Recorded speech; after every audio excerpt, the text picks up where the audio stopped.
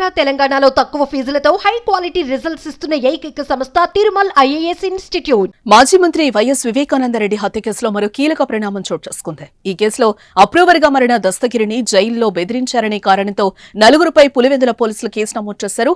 హత్య కేసులో నిందితుడిగా ఉన్న శివశంకర్ రెడ్డి కుమారుడు డాక్టర్ చైతన్యారెడ్డి, గతంలో జమ్మలమడుగు డీఎస్పీగా పనిచేసిన నాగరాజు, ఎర్రగుంట్ల సీఐగా పనిచేసిన Eswaraiah, Kadapa central jail superintendent గా పనిచేసిన ప్రకాష్లపై కేసు నమోదు చేశారు.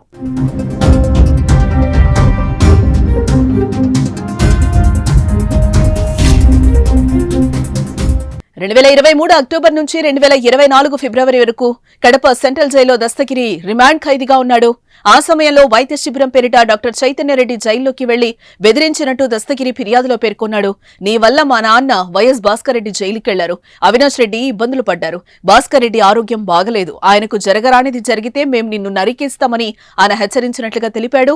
తాము చెప్పినట్టు చెప్తే 20 కోట్ల అడ్వాన్స్ ఇస్తామని, కుటుంబ సభ్యులకు ప్రభుత్వ ఉద్యోగాలు కూడా ఇప్పిస్తామని ఆశ చూపినట్టుగా తెలిపాడు. ఎంవి కృష్ణారెడ్డి ఎలా సహకరిస్తున్నాడో నువ్వు అలాగే చెయ్యాలి, సిబిఐ ఎస్పీ రామ్ నిన్ను కొట్టి అప్రూవర్ గా మార్చానని, అవినాష్ రెడ్డి, భాస్కర్ రెడ్డి, శివశంకర్ రెడ్డి పేర్లు చెప్పించాడని చెప్పాలంటూ చైతన్యారెడ్డి బెదిరించినట్టు దస్తగిరి ఫిర్యాదులో పేర్కొన్నాడు.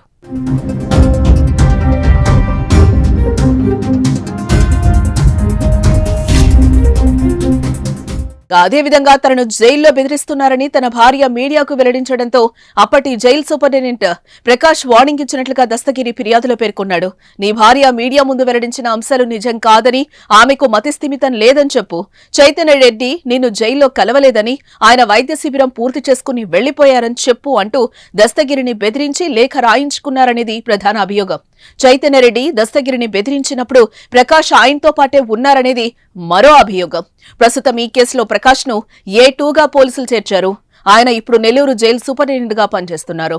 ఇంకా దస్తగిరిని తప్పుడు కేసులో ఇరికించడంతో పాటు ఎర్రగుంట్ల పోలీస్ స్టేషన్లో ఉండగా అతన్ని బెదిరించారనే అభియోగంతో అప్పటి జమ్మలమడుగు డీఎస్పీ నాగరాజును A3గా ఎర్రగుంట్ల పోలీస్ స్టేషన్లో దస్తగిరి తీవ్రంగా కొట్టాడనే ఫిర్యాదుతో అప్పటి ఎర్రగుంట్ల సీఐ ఈశ్వరయ్యను ఈ కేసులో A4గా పోలీసులు చేర్చారు. తాజాగా వీరిపై కేసు నమోదు కావడంతో వైఎస్ వివేకానందరెడ్డి హత్య కేసులో రానున్న రోజుల్లో మరిన్ని సంచలన పరిణామాలు చోటు చేసుకునే అవకాశం లేకపోలేదు.